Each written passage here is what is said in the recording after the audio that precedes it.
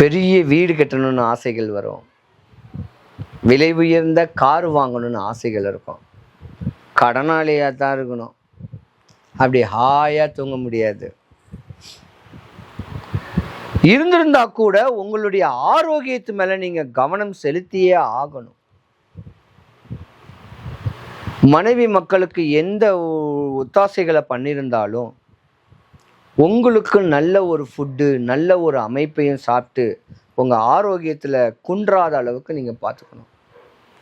Friends circle நிறையா இருக்கும், ஆன்மீக தோரணைகள் வந்துடும், வீட்டிலேயே சாமியை வச்சு வழிபடணும்னு சொல்லக்கூடிய எண்ணங்கள் கூட வர வாய்ப்பு நிறையா இருக்குது.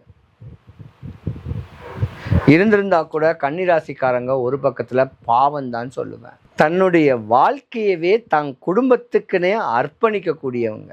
உங்களுக்கு சுக்கிரதசைலாம் வர்றதுக்கு ரொம்ப நாளாக ரொம்ப இதாகிடும், வயசாகிடும். குரு மகாதசை வந்துடும், அந்த டைமில் தான் உங்களுக்கு யோகமே. அதனால் மாற்றம் ஏற்படக்கூடிய ஒரு தருணம் கன்னிராசிக்காரங்களுக்கு நிறையவே இருக்குது.